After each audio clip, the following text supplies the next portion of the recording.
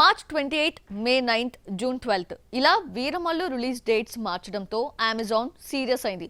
July లోపు సినిమాను release చేయకపోతే ఓటీటీ అగ్రిమెంట్ క్యాన్సిల్ అవుతుంది అని హెచ్చరించిందట. ఇప్పటికే 2 దఫాలుగా నిర్మాత ఓటీటీ మధ్య చర్చలు జరిగాయి. గురువారం నాడు రిలీజ్ డేట్ ప్రకటిస్తామన్నారు నిర్మాత.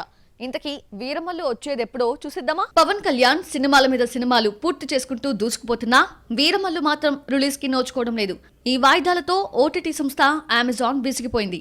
వీరమల్లు నిర్మాత ఇప్పటికే చాలాసార్లు రిలీజ్ రూల్స్ బ్రేక్ చేయడంతో జూలైలోపు సినిమా రిలీజ్ చేయకపోతే ఓటీటీ ఒప్పందం క్యాన్సిల్ అవుతుందని అమెజాన్ ఖరాఖండిగా చెప్పేసింది. ఆల్రెడీ తీసుకున్న అడ్వాన్స్ ని తిరిగి కోట్లలో చెల్లించాల్సి ఉంటుంది. దీంతో మరో పెద్ద సమస్య కొని తెచ్చుకున్నట్టే కనిపిస్తోంది. దీంతో సినిమాను జూలై 24న రిలీజ్ చేయాలని డిసైడ్ అయ్యారట. గురువారం నాడు వీరమల్లు రిలీజ్ డేట్ ని ప్రకటిస్తున్నా ఫినాన్షియల్ ప్రాబ్లమ్స్ వీరమల్లుని వెంటాడుతూనే ఉన్నాయట. మరి సినిమా రిలీజ్ నాటికి ఫినాన్షియల్ క్లియరెన్స్ అవుతాయా అన్న డౌట్ లేకపోలేదు. సంవత్సరంలో తీసేయాల్సిన హరిహర వీరమల్లు పూర్తి కావడానికి 5 ఏళ్లు పట్టింది. ఈలోగా నిర్మాత తెచ్చిన అప్పులకు వడ్డీలతో కలిపి తడిసి మోపుడైంది.